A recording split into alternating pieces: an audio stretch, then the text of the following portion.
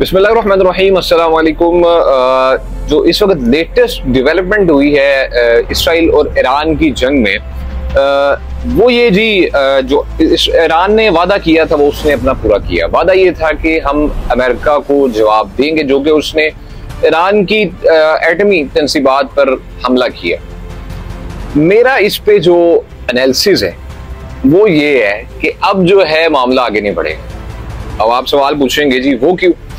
अच्छा, सबसे पहले हम देखते हैं जब ईरान पर अमेरिका ने हमला किया। इससे भी पीछे चल रहे हैं जब अमेरिका को इसराइल पुशअप बार बार पुश कर रहा है कि आप हमला करो, ईरान जंग में आओ। इवन के ट्रंप ने भी बोला, और जो दिफाई तज्जियाकार है अमेरिकन, उन्होंने भी ये बोला कि ईरान की जंग में इसराइल चाह रहा है कि अमेरिका डायरेक्टली इन्वॉल्व हो। अच्छा, वो तो पपेट है। जो ट्रंप है, डोनाल्ड ट्रंप इस वक्त पपेट है, पूरी दुनिया जानती है वो इस वक्त नेतन्याहू का पपेट है। अब उसको बात माननी पड़ी। उसने क्या किया? उसने ये किया जी कि उसकी बात मानकर उसने बोला ठीक है मैं हमला करता हूं। पहले उसने बोला मैं 2 हफ्ते इंतजार करूंगा। 2 हफ्ते इसराइल की जानिब से ये प्रेशर आया, अगर आप हमला नहीं करोगे तो हम किसी तरीके से, चाहे छोटी सतह पर करेंगे जरूर, हम उनके एटॉमिक जो तंसीबात हैं वहां पर। अमेरिका ऑलरेडी बात कर चुका था कि मैं हमला करूंगा। अब वो उसने एक जो अपनी जो है ना पावर, एक as a you can say वो एक स्टेट बना हुआ है, सुपर पावर, उसको कायम रखने के लिए उसने क्या किया? उसने जी इन पे हमला कर दिया ईरान। अब ईरान को हमला करने से पहले बता दिया गया कि तुम पे अब हमने हमला करना है, तुम्हारी तंसीबात पे हमला करना है, और 3 तंसीबात हैं। इसके बारे में ईरानियन हुकाम कहते हैं, हमें पहले से मालूम था, हमने इवैक्यूएट कर दिया, सारी चीजें वहां से निकाल दी।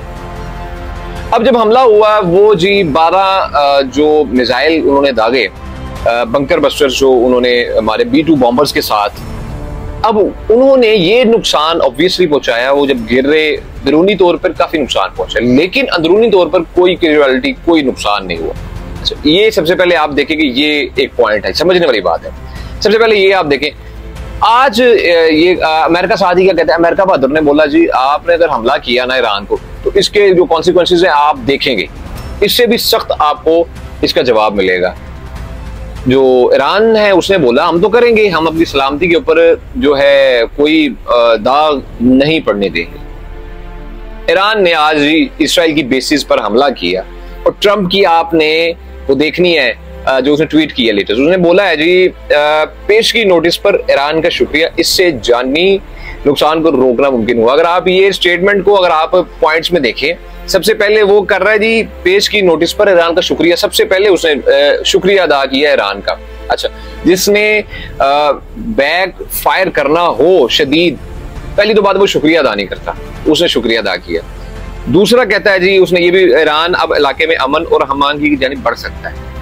अब आप समझें कि पहले अमेरिका ने जो हमला किया वो फेस सेविंग थी, अब जो ईरान ने रिटेलिएट किया वो भी फेस सेविंग थी, बताकर किया ताकि अमेरिका बहादुर जो है वो अपनी चीजें उठा ले और वहां से इधर उधर हो जाए, नुकसान कोई ना हो, और पहले से ही दिफाई निजाम को चालू किया हो, और वो उन्हें फिजा में ही उनके जो बैलिस्टिक मिसाइल्स हैं उनको फारिग कर दे। ये अभी तक का जो सिनेरियो, क्विक एनालिसिस जो आपके सामने रखा है, ये इस वक्त तक जो हुआ है वो आपके सामने रखा है। ये सिर्फ और सिर्फ फिलहाल फेस सेविंग की गेम चल रही है, जिसमें अमेरिका फेस सेविंग करना चाह रहा था इसराइल के सामने।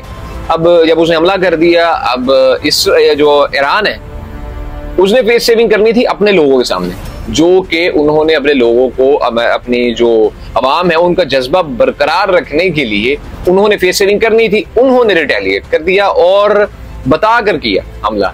तो ये इस वक्त तक जो गेम चली है, खिचड़ी पकी है, आप तक पहुंचाना लाजमी था, कि आपको बताना लाजमी था कि ये जी इस वक्त तक जो मामला हुआ है उसके बैकड्रॉप, जो मुझे लगता है, जो मेरा एनालिसिस है वो यही है कि ये सिर्फ फेस सेविंग थी, दोनों तरफ से हो गई, और अब अमन की जानिब जो बढ़ेगा, और पॉसिबिलिटी अब बहुत ज्यादा है। अब जैसा कि इसराइल की जानिब से बयान आया कि हमने जी उनकी ईरान की तंसीबात को हिट किया है, हमने हिट कर लिया है, और अब हम फ्यूचर में क्या करेंगे, रजीम चेंज ऑपरेशन में अपोजिशन का साथ देंगे। इसराइल की जानिब से, ये इसराइली हुकाम की जानिब से ये कहा गया है। तो आप ये देखें कि अब बात जा रही है कहीं ना किसी हद तक अमन की तरफ जा रही है, जो कि वसी एशिया में होना चाहिए और जरूरी है। मिडिल ईस्ट जो है वो उसके अंदर अमन होना चाहिए, जरूरी है। और जो फेस सेविंग गेम थी वो खत्म हुई।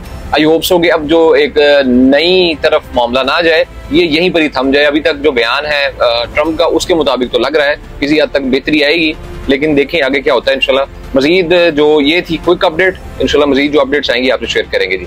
शुक्रिया।